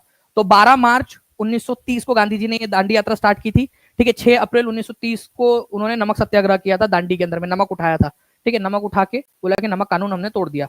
तो अहमदाबाद के साबरमती आश्रम से उन्होंने स्टार्ट किया था इस यात्रा को, ओके। तो B is the correct answer. Next question की तरफ में आगे बढ़ते, किसने फॉरवर्ड ब्लॉक नामक जो पार्टी थी उसकी स्थापना की थी? फॉरवर्ड ब्लॉक, तो देखिए अगर मैं बात करूं फ्रेंड्स, फॉरवर्ड ब्लॉक, ठीक है, ये स्थापना की थी एक ऐसे व्यक्ति ने जिसने 1939 के अंदर में, ठीक है, जो त्रिपुरी सेशन था, त्रिपुरी जो इंडियन नेशनल कांग्रेस का सेशन था वो जीता था, बट जीतने के बाद में उन्होंने इस्तीफा दे दिया, ठीक है। इंडियन नेशनल कांग्रेस से भी इस्तीफा दे दिया उसके बाद में, और उन्होंने फॉरवर्ड ब्लॉक की स्थापना की। तो उनका नाम था सुभाष चंद्र बोस, ठीक है। तो 1939 में फॉरवर्ड ब्लॉक की स्थापना की थी सुभाष चंद्र बोस ने, ये याद रखना है आप लोगों ने, इंपॉर्टेंट पॉइंट है, एग्जाम के अंदर में पूछ सकते हैं आप लोगों से। तो फॉरवर्ड ब्लॉक की स्थापना किसने की थी?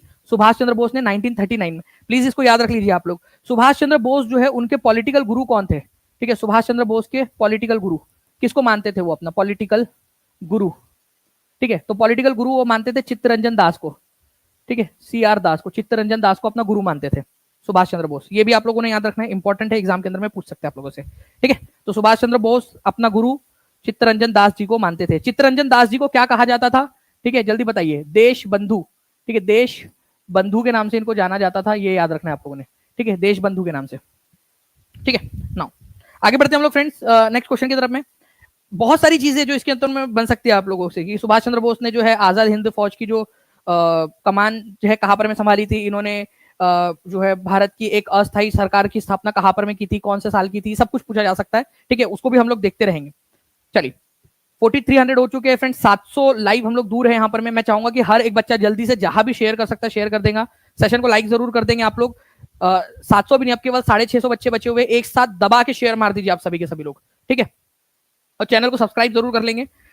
देखिए अगर मैं बात करूं फ्रेंड्स, यहां पर मैं बोला है कौन सा वाला सही है, तो इंडिया का, ठीक है, इंडिया का 43% ये बोल रहा है कि प्लेन है, मैदानी इलाका है, मैदान है, तो ये तो बात बिल्कुल सही है, ठीक है, बिल्कुल सही बात है। दूसरा अगर हम लोग देखेंगे यहाँ पर मैं बोल रहा है 27% जो है एरिया, अच्छा 30% बोला है पहले, ठीक है, 30% एरिया जो है वो माउंटेन है, पर्वत है, तो बिल्कुल सही बात है, ये भी पर्वत वाला ये भी बिल्कुल सही है, ठीक है, तो सेकंड वाला भी सही है। सी बोल रहा है, अब 27 ही तो बच गया, 27% जो है वो है प्लेट्यू, पठार, ठीक है, पठार है, तो ये भी बिल्कुल सही है। तो तीनों के तीनों सही है, तो आंसर क्या हो जाएगा, आपसे क्या पूछा था, सही वाला पूछा था ना, तो आंसर होगा more than one of the above. अगर कौन सा गलत है ये पूछता तो none of the above answer होता, ठीक है। तो सही वाला पूछा है तो more than one of the above इसका आंसर हो जाएगा आप लोगों का। प्लीज इसको याद रखिएगा आप लोग, इंपॉर्टेंट एग्जाम में पूछेंगे आप लोगों से क्वेश्चन ये, ठीक है, कई बार आ चुका है ये वाला, एनसीईआरटी में दिया हुआ है, इसीलिए आप लोगों को बोल रहा हूँ कि याद रखिए इसको आप लोग। नाउ नेक्स्ट क्वेश्चन जो है, हिंद महासागर की प्रमुख जलधारा कौन सी है, ये आपको बताना है, हिंद महासागर की जलधारा है वो, ठीक है। तो देखिए अगर मैं बात करूं फ्लोरिडा करंट की, फ्लोरिडा जलधारा, ठीक है, जलधारा समुद्र के अंदर में जो पानी का बहाव होता है ना, उसकी बात हो रही है यहाँ पर में। तो फ्लोरिडा करंट जो है आपका, ये जो है फ्रेंड, ये आपको मिलेगा अटलांटिक ओशन के पास में, अटलांटिक ओशियन के पास में, ठीक है। लेब्राडोर करंट जो है फ्रेंड्स, ये आप लोगों को मिलेगा अटलांटिक ओशन के अंदर में, अटलांटिक में, ठीक है। कुरोशियो करंट जो है ये आपको मिलेगा प्रशांत महासागर में, पैसिफिक में, पैसिफिक ओशन के अंदर में। मोजाम्बिक करंट जो है ये एक गर्म जलधारा है और ये इंडियन ओशन के अंदर में, मोजाम्बिक जलधारा, ठीक है। ये देख रहे हो आप लोग, अफ्रीका है, ये मेडागास्कर है, ये पूरा हिंद महासागर है, ये पूरा का पूरा अफ्रीका के इधर साइड में हिंद महासागर है ना, पूरा हिंद महासागर। तो हिंद महासागर में मोजाम्बिक करंट है, और एक करंट और है अगुलहास करंट, दोनों के दोनों गर्म जलधारा है। तो मोजाम्बिक करंट और अगुलहास करंट दोनों के दोनों इंडियन ओशन की जलधारा, ये याद रखना है आप लोगों ने, ठीक है। तो आंसर इसका हो जाएगा friends option number A, Hind महासागर की धारा है मोजाम्बिक, और एक और है अगुलहास, अगुलहास वाला क्वेश्चन जो है super TET, UP super TET में आया था, याद रखना है आप लोगों ने। नेक्स्ट क्वेश्चन की तरफ में आगे बढ़ने से पहले मैं यहाँ पर मैं आप लोगों को दिखाना चाहूंगा, ठीक है, ये आप अगुलहास यहाँ देख पा रहे हो, इसके थोड़ा सा इधर में अगर आप देखोगे ऊपर साइड में, तो यहाँ पर में मोजाम्बिक धारा है आपकी, मोजाम्बिक धारा, और नीचे में यहाँ पर में अगुलहास करंट भी है। तो अगुलहास और मोजाम्बिक ये हिंद महासागर की धाराएं है। वही मैं अगर आप लोगों से बात करूं लेब्राडोर करंट की, तो ये अटलांटिक ओशन के अंदर में है, ठीक है। ये यहाँ पर में फ्लोरिडा करंट है आपका, फ्लोरिडा करंट, यहाँ पर में गल्फ स्ट्रीम है, यहाँ कैनरी करंट है। मैंने पूरे सारे के सारे वाटर करंट्स आपको पेड क्लास में पढ़ाए हैं। कितने लोग हैं जिन्होंने टीचिंग परीक्षा के एप्लीकेशन के अंदर में वो क्लासेस देखी है? अगर देखिए तो बहुत अच्छी बात है। क्या मैं आज भी, अगर आप लोग चाहोगे तो मैं आज भी आप लोगों के लिए जो है उसमें से इंपॉर्टेंट वाले क्वेश्चंस की रिवीजन के तौर पर आज आप लोगों के लिए ले सकता हूँ, अगर आप चाहो तो, क्योंकि 2 घंटे की आप लोगों की रिवीजन होंगी, मेगा रिवीजन आप लोगों की, ठीक है, फिर से क्विक स्टार्ट आप लोगों का। तो आप बताइएगा मुझे, अगर आप बोलोगे तो बिल्कुल हम लोग जो है आज उसके भी कुछ क्वेश्चन मैं लूंगा। और जिन लोगों ने देख लिया है पूरा का पूरा, सारे के सारे इंपॉर्टेंट करंट्स मैंने आपको कराया है। इवन आपको ये भी बताया है कि जो पेरू करंट है उसको हम्बोल्ट करंट क्यों बोलते हैं, ठीक है, हर एक चीज आपको बताया है मैंने, ठीक है। चलिए नाउ फ्रेंड्स आगे बढ़ते हैं हम लोग। हमारे वर्नाकुलर प्रेस एक्ट 1878 का उपनाम क्या था, ठीक है, ये क्वेश्चन बनता है, ठीक है।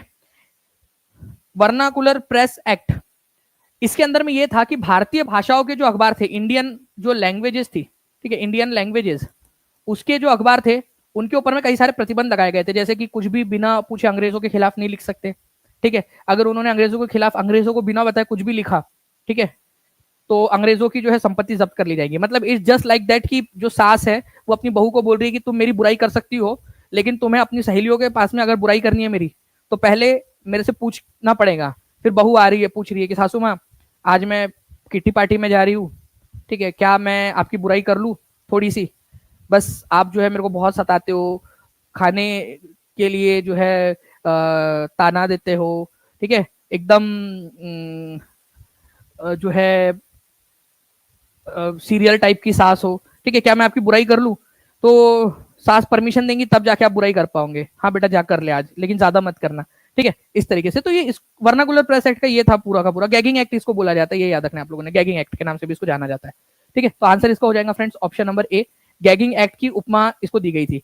ये वर्नाकुलर प्रेस एक्ट 1878 के अंदर में आया था। लॉर्ड लिटन उस समय में भारत के वायसराय थे, ठीक है, लॉर्ड लिटन। गैगिंग एक्ट या वर्नाकुलर प्रेस एक्ट जब आया था, गैगिंग एक्ट इसको बोला जाता है, और लॉर्ड लिटन उस समय में भारत के वायसराय थे, ठीक है।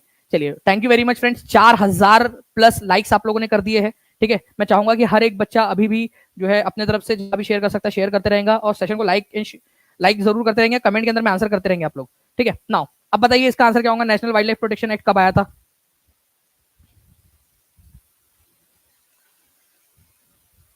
जी, अगर मैं यहां पर मैं आप लोगों से फ्रेंड्स टॉप,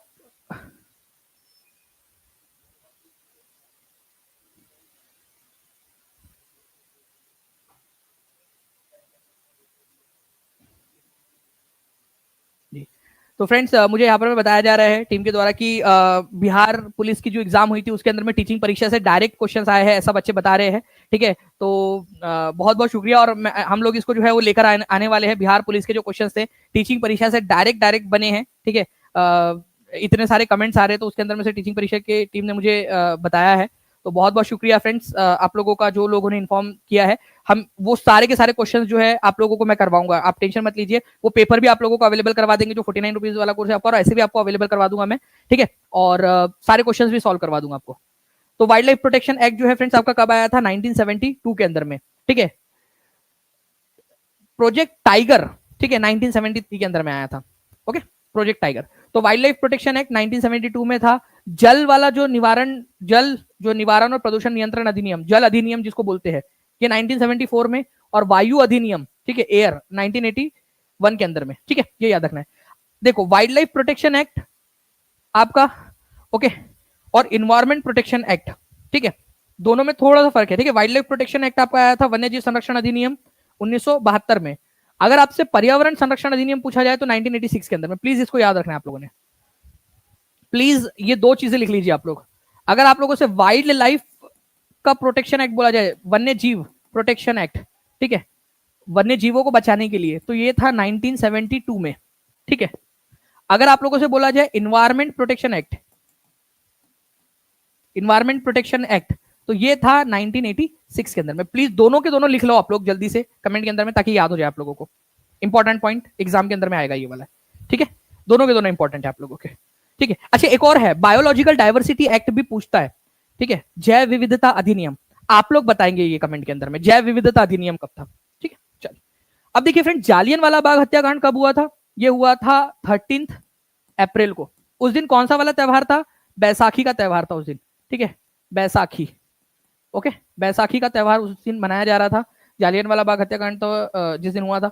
जालियनवाला बाग कहां पर में है? तो अमृतसर के अंदर में है, अमृतसर पंजाब के अंदर में, इसको पंजाब रॉन्ग्स के नाम से भी जानते हैं। तो जालियनवाला बाग हत्याकांड जब हुआ, उसकी जांच करने के लिए जो कमेटी बनाई गई थी, क्योंकि जालियनवाला बाग में जनरल जो डायर था उसने गोलियां चला दी थी निहत्थे लोगों के ऊपर में, तो जो कमेटी बनाई गई थी उसका नाम क्या था उसकी जांच करने के लिए अंग्रेजों के द्वारा? उसका नाम था हंटर कमीशन, ठीक है। तो हंटर कमेटी जो है फ्रेंड्स ये बनाई गई थी, ये याद रखना है आप लोगों ने, हंटर कमेटी, जालियनवाला बाग हत्याकांड की जांच के लिए अंग्रेजों के द्वारा जो कमेटी बनाई गई थी, ओके। तो ये इंपॉर्टेंट पॉइंट है आपका, एग्जाम के अंदर में ये वाला पॉइंट पूछ सकते हैं आप लोगों से। चलिए, तो हंटर कमेटी, जालियनवाला बाग हत्याकांड कब हुआ था, और जालियनवाला बाग कौन से शहर के अंदर में है, ये आप लोगों ने आई होप लिख दिया होगा। जालियनवाला बाग हत्याकांड के अंदर में जो है फ्रेंड्स आप लोगों को बताना है कि इसके विरोध में, ठीक है, जस्ट उसके तुरंत बाद अपनी नाइटहुड की उपाधि, ठीक है, नाइटहुड की उपाधि, उनको एक नाइटहुड की उपाधि देने के बाद में जो है उनके नाम के आगे सर लग जाता था, एक विशेष सम्मान था ब्रिटिशर्स के द्वारा दिए जाने वाला। तो नाइटहुड की उपाधि किसने वापस कर दी थी? बहुत ही फेमस क्वेश्चन बनता है, वो बार बार बनता है, ठीक है। मेरे हिसाब से इजी क्वेश्चन है, लेकिन बच्चे फिर भी गलत करके आते हैं। तो रविंद्रनाथ टैगोर, गुरुदेव रविंद्रनाथ टैगोर जो थे, उन्होंने अपनी नाइटहुड की उपाधि वापस कर दी थी, ठीक है। तो हंटर कमीशन बनाया गया था। अच्छा, हंटर कमीशन ने किसको दोषी माना? किसी को भी नहीं। हंटर कमीशन ने सबको जो है क्या कर दिया था, जो है बरी कर दिया, जनरल डायर को भी बरी कर दिया, माइकल ओडवेयर के ऊपर में भी कोई कार्रवाई नहीं हुई, किसी के ऊपर कोई कार्रवाई नहीं हुई, ठीक है। तो इसको व्हाइट वॉश कमीशन भी बोला जाता है। क्यों? इसने सबके दाग धो दिए, ठीक है। सर्फ एक्सेल के खानदान का था ये हंटर, ठीक है, दाग धो दिया सबके, व्हाइट वॉश कमीशन, सबको बरी कर दिया, बोला किसी की गलती नहीं है। तो व्हाइट वॉश कमीशन बोलते हैं क्योंकि सबको बरी कर दिया था। उस समय में जो गोलियां चलवाई थी वो था जनरल डायर, ठीक है, जिसने गोली चलवाई थी। उस समय अमृतसर कहां पर में था? अमृतसर कौन से राज्य में, कौन से प्रांत में पड़ता था? पंजाब में। तो पंजाब के लेफ्टिनेंट गवर्नर कौन थे? तो पंजाब के लेफ्टिनेंट गवर्नर थे माइकल ओडवेयर। देखो, जनरल डायर और माइकल ओडवेयर अलग अलग व्यक्ति है। जनरल डायर वो था जिसने गोलियां चलवाई थी, माइकल ओडवेयर वो था जो उस समय बंगाल का लेफ्टिनेंट गवर्नर था, ठीक है। उस समय भारत का जो है वायसराय कौन थे? भारत के वायसराय लॉर्ड चैम्सफोर्ड, ठीक है, भारत के वायसराय लॉर्ड चैम्सफोर्ड थे, ये याद रखना है। अच्छा, माइकल ओडवेयर जो है उन्होंने क्या किया था, जनरल डायर को ये अप्रूवल दिया था, उनको पावर दिया था कि अगर वो लोग ज्यादा कुछ करेंगे तो गोलियां चला देना। जनरल डायर इसलिए नहीं डर रहा था गोलियां चलाने से क्योंकि उसको पता था कि उसके सर पे उसके माए बाप माइकल ओडवेयर का हाथ है, ठीक है। तो माइकल ओडवेयर का समर्थन था, इसी वजह से जनरल डायर ने गोलियां चलवा दी। अब सरदार उधम सिंह उस समय में मौजूद थे जालियनवाला बाग में, वो बच गए थे। उनको मारना था जनरल डायर को कि जनरल डायर, ठीक है, तेरी भैंस का अंडा तो मिल जाएगा तो मार दूंगा। ये बच्चे थे उस समय में। अब जब बड़े हो रहे थे उसी के बीच में जनरल डायर 1926 में खुद मर गया, ठीक है। तो खुद से उसकी मौत हो गई जनरल डायर की। सरदार उधम सिंह ने सोचा भी किसको मारे, तो उन्होंने देखा कि माइकल ओडवेयर था जिसने जनरल डायर को जो है ये अप्रूवल दिया था कि तुम गोलियां चला देना। तो सरदार उधम सिंह ने क्या किया, 1940 में लंदन में जाकर माइकल ओडवेयर को मार दिया। तो सरदार उधम सिंह ने किसकी हत्या की थी? जनरल डायर की नहीं की थी, जनरल डायर अपने आप मर गया था, माइकल ओडवेयर की हत्या कर दी थी उन्होंने, ठीक है। ये याद रखना है आप लोगों ने। तो याद रहेगा कि ये जनरल डायर ने किसकी हत्या की थी, जल्दी से लिख देंगे आप लोग ताकि आप लोगों को याद हो जाए हमेशा के लिए।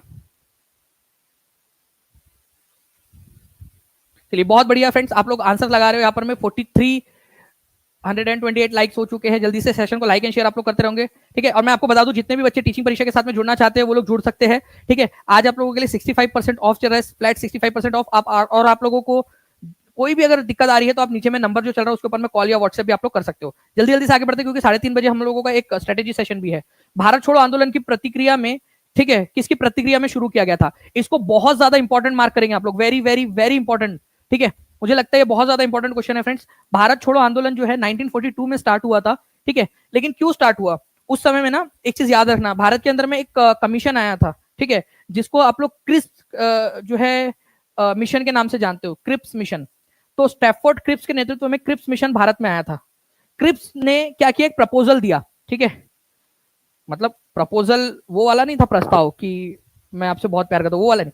ये प्रपोजल था कि अभी वर्ल्ड वॉर 2 चल रहा है, आप हमारा समर्थन करो, वर्ल्ड वॉर 2 के बाद में हम सोचेंगे कि भारत को क्या डोमिनियन स्टेटस देना है, पूरी आजादी नहीं कि भारत अंग्रेजों के अधीन ही रहेगा लेकिन अपने इंटरनल मामले खुद ही संभालेगा, डोमिनियन स्टेटस बोलते उसको। गांधी जी ने बोला ई ना चौलबे, ठीक है, ऐसा तो नहीं चलेगा बेटा। तो क्रिप्स जो था उसका प्रस्ताव जो है, गांधी जी ने कहा कि ये एक ऐसा प्रस्ताव है, पहले तो तुम वर्ल्ड वॉर 2 लड़ रहे हो, हमें ये नहीं पता तुम जीतोगे कि हारोगे, तुम ये एक ऐसा बैंक का चेक है जो बैंक डूबने की कगार पर खड़ी है, क्योंकि वर्ल्ड उस समय जर्मनी बहुत जो है शक्तिशाली देश था, जर्मनी जो लड़ रहा था इनके साथ में, ठीक है, फ्रांस, ब्रिटेन और अमेरिका के साथ। तो क्रिप्स मिशन को उन्होंने बोला कि डूबते हुए चेक बैंक का ये चेक है। तो क्रिप्स मिशन के प्रपोजल के बाद में गांधी जी ने भारत छोड़ो आंदोलन स्टार्ट किया था, ये याद रखेंगे आप लोग, ठीक है। तो क्रिप्स मिशन कब आया था? 1942 के अंदर में आया था। ये भी अपने आप में क्वेश्चन बन गया आप लोगों का। चलिए आगे बढ़ते हैं हम लोग। अगस्त रिवॉल्यूशन भी बोला जाता है क्विट इंडिया मूवमेंट को, अगस्त क्रांति, क्योंकि 8 अगस्त 1942 को स्टार्ट हुआ था। भारत में सर्वाधिक ज्वारीय वन क्षेत्र वाले राज्य कौन से? ठीक है, टाइडल फॉरेस्ट। आप लोगों को याद होगा फ्रेंड्स, मैंने आप लोगों के लिए जो है पेड क्लास के अंदर में जब मैंने फॉरेस्ट वाला आप लोगों को करवाया, अलग अलग फॉरेस्ट, तो उसके अंदर मैंने आपको बताया था कि टाइडल फॉरेस्ट किसको बोला जाता है। बताइए इसका आंसर क्या होगा आप लोग जल्दी जल्दी से। बहुत सारे क्वेश्चंस है कराने के, लेकिन अभी 3:30 बजे एक इंपॉर्टेंट सेशन भी है पेड क्लास के अंदर में, इसी वजह से फ्रेंड हम लोगों को वहां पर में वो भी करना है। तो जितने भी बच्चे पेड स्टूडेंट है वो लोग आ जाएंगे, और जो लोग अभी तक नहीं जुड़े वो लोग जल्दी से जुड़ जाएंगे पेड क्लास के अंदर में। और आज रात में आप लोगों का 2 घंटे की महा जो है रिवीजन आप लोगों की होने वाली है पेड ऐप के अंदर में 2 घंटे की। तो सभी बच्चे प्रेजेंट रहना है सभी ने, ठीक है। तो सर्वाधिक ज्वारीय वन क्षेत्र टाइडल फॉरेस्ट, जिसको मैंग्रू फॉरेस्ट भी बोला जाता है फ्रेंड्स, वो आपको सबसे ज्यादा मिलेंगे पश्चिम बंगाल के अंदर में, ठीक है। और उसके बाद में आप लोगों को कहां पर में मिलेंगे, गुजरात के अंदर, पश्चिम बंगाल और फिर गुजरात। पश्चिम बंगाल में जो है फ्रेंड्स 42.45, ठीक है, 42.45% भारत के जितने भी ज्वारीय वन है वो अकेले पश्चिम बंगाल में है। और उसके बाद में 23.66%, ठीक है, 23.66% गुजरात में, ओके। 42.45% पश्चिम बंगाल में, ठीक है, 23.66% गुजरात में। तो पहले 2 राज्य जहां पर सबसे ज्यादा है वो पश्चिम बंगाल और गुजरात है। ये एक्चुअल क्वेश्चन है बीपीएससी में आया हुआ, और ये पीआरटी में भी पूछा जा सकता है, कहीं पे भी पूछा जा सकता है। उसके बाद में अंडमान निकोबार आता है आप लोगों का ये 12.39% के साथ में। तो टाइडल फॉरेस्ट, ज्वारीय वन, इन्हीं को ही मैंग्रोव फॉरेस्ट भी बोला जाता है, ये भी याद रखना है आप लोगों ने, ठीक है। ये ऐसी जगहों पे पाए जाते हैं जहां पर में नदियों के मुहाने होते हैं, नदियों का डेल्टा होता है वहां पर में, ठीक है। और सबसे ज्यादा जो मैंग्रोव फॉरेस्ट है ये पश्चिम बंगाल में है, उसके बाद में गुजरात में, फिर अंडमान निकोबार।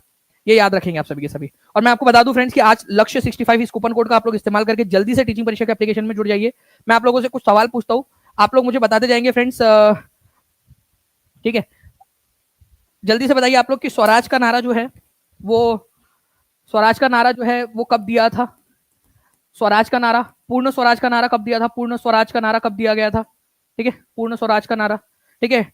भारत के जो वाइस प्रेसिडेंट है वो राज्यसभा के सभापति होंगे, ठीक है, सभापति होंगे। उसका आर्टिकल क्या है ये आप लोग मुझे बता देंगे, आर्टिकल।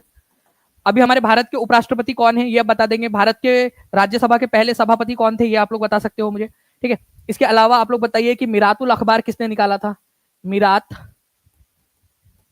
ठीक है, उल अखबार, अखबार, इसके बारे में और क्या जानते हो? अब ये क्या था, भारत का पहला क्या था, ये किसने निकाला था और भारत का पहला क्या था, ये भी बता देंगे आप लोग। इसके अलावा भारत में टाइडल फॉरेस्ट, ज्वारीय वन सबसे ज्यादा कहां पर में पाए जाते हैं ये आप कमेंट करके बता देंगे। भारत में सबसे ज्यादा ज्वारीय वन भारत में, ठीक है। मैं 3 आप लोगों को जो है फ्रेंड्स यहाँ पर मैं क्लासिफिकेशन देता हूँ, ठीक है, जो मुझे लगता है बहुत ज्यादा इंपॉर्टेंट है, पूछे जा सकते हैं आप लोगों से। आप लोगों ने बताना है फ्रेंड्स की 43% क्या है भारत के अंदर में, ठीक है, भारत के लैंडमार्क का एज पर एनसीईआरटी, ठीक है। 30% क्या है, ठीक है, 30% क्या है, और 27% क्या है, ये हमने बार बार पढ़ा है। और आप लोग प्लीज पीछे में जाके वीडियो में देखकर, ठीक है, आप लोग आंसर करेंगे, इससे आपको याद होंगी चीजें। आप लोगों के लिए ही बता रहा हूं मैं चीजों को। एक और चीज आप लोगों से पूछी जा सकती है, फॉरवर्ड ब्लॉक की स्थापना किसने की थी? फॉरवर्ड ब्लॉक, फॉरवर्ड ब्लॉक, ठीक है, फॉरवर्ड ब्लॉक की स्थापना किसने की थी ये आप लोग बता दीजिएगा, ठीक है। बहुत सारे हमने क्वेश्चन आज किए, हजारीबाग जेल से कौन भागा था, ठीक है, ये बता देंगे आप लोग। इसके अलावा आप बताओगे कि जो जामिया मिलिया इस्लामिया है उसकी स्थापना कब हुई थी, ये आज मैंने क्वेश्चन के अंदर में आप लोगों को बताया है, ठीक है। 1920 में सितंबर में जो कलकत्ता अधिवेशन हुआ था उसके अध्यक्ष कौन थे ये आप लोग कमेंट करके बता सकते हो, ठीक है। चलिए, तो ये सारे के सारे क्वेश्चंस के आंसर आप लोग कमेंट के अंदर में करोगे ऐसी मुझे उम्मीद है। मैं एक बार टॉप फैन जो है वो हम लोग यहाँ पर में देख लेते हैं एक बार, टीम प्लीज उसको शो कर दीजिएगा, ठीक है। तो टॉप फैंस जो है मैं देख पा रहा हूँ यहाँ पर में, बीपीएससी एस्पिरेंट अभी भी नंबर 1 पे बने हुए हैं, ठीक है। प्रेम प्रकाश सेकंड नंबर पे आए हैं, रंजिया बवाला, ठीक है, 3rd नंबर पे है, शमीम अनवर है, लक्ष्मी कुमारी है, पूजा कुमारी है, उषा रानी है, प्रियंका पाल है, नीतू कुमारी, पुष्पा रानी, सिंतु कुमार, क्या बात है, बहुत बढ़िया।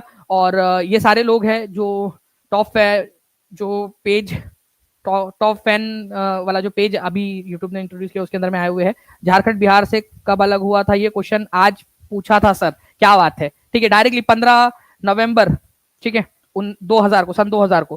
क्यों? क्योंकि उस दिन बिरसा मुंडा का हैप्पी वाला बर्थडे था, ठीक है। जनजातीय गौरव दिवस भी मनाया जाता है 15 नवंबर को। तो आप लोग देख सकते हो फ्रेंड, जो सारी चीजें पढ़ी थी वो सारी आप लोगों को करवाई थी, ठीक है। आज पूरा चैट मेरे नाम से छाया हुआ है, क्या बात है सुभाष कुमार जी, बहुत बढ़िया। चलिए, तो हम लोग मिलते हैं फ्रेंड्स हमारे सेशन के अंदर में, ऐप के अंदर में। तो जो बच्चे नहीं जुड़े हैं जल्दी से टीचिंग परीक्षा के एप्लीकेशन पे जुड़ जाएंगे, ठीक है। फ्लैट 65% ऑफ आप लोगों का चल रहा है, लक्ष्य 65 यूज कर सकते हो, ठीक है। नीचे में जो नंबर चल रहा है उस नंबर पे कॉल या व्हाट्सएप कर लीजिए आप लोग, 7611101101 या 96978844, ताकि आप लोगों को सारी जानकारी वहां पर मिल जाए। Thank you very much, take care and bye, God bless you, thank you very much. इन क्वेश्चंस के आंसर जो है वो जरूर लगा देना आप लोग कमेंट के अंदर में, नंबर आप लोगों का नीचे में चल रहा है, ठीक है। Thank you.